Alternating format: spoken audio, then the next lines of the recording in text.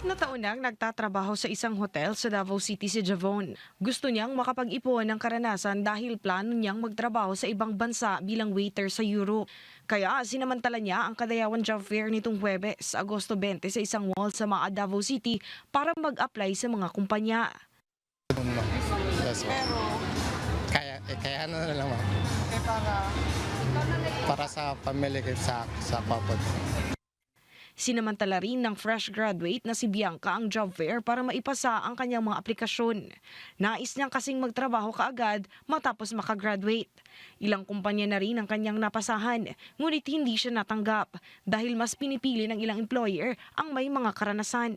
Pero hindi siya sumusuko sa paghahanap ng trabaho. Like mga office staff lang ma'am. Tapos pwede man good mga sales, marketing, ganun pa. Kasi since may background pa ako sa sales.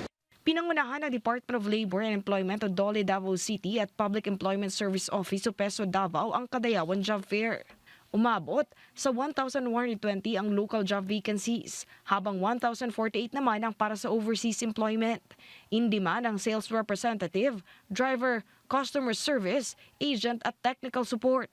Habang in demand ang nurses, cleaners, waiters at waitresses at metal processors sa overseas.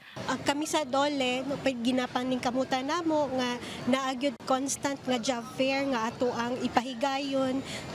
Kani pinaagi pod sa ato ang mga employment facilitation programs. Ayon naman kay PESO Davao Head Lilbeth Pantinople, marami talaga ang naghahanap ng trabaho sa ibang bansa. Napapansin din umano ang pagdami ng mga pumupunta sa kanilang tanggapan para maghanap ng opportunities sa abroad.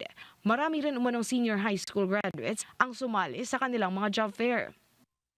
Actually, daghan jud kayo ang nag-apply no, both overseas and local.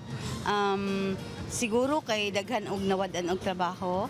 Oo, and then daghan pud ang gusto mo trabaho because of the economy no, nalisod na gyud, pait na gyud ang Pilipinas. Bukod sa nasabing ahensya, sinuportahan rin ng local government officials ang job fair. Hinikayat nila ang mga job seeker, kabilang na ang mga empleyadong nawalan ng trabaho sa kamakailang pagsasara ng isang steel company sa Davao City na samantalahin ang mga ganitong oportunidad. May isa pa umunong job fair na isasagawa sa Agosto 25 sa isang mall sa Ecoland, Davao City. Every job fair is really an opportunity sa katong nawa nagtrabaho o katong nang-apply pa, katong mga fresh graduates, no? Mangitag trabaho.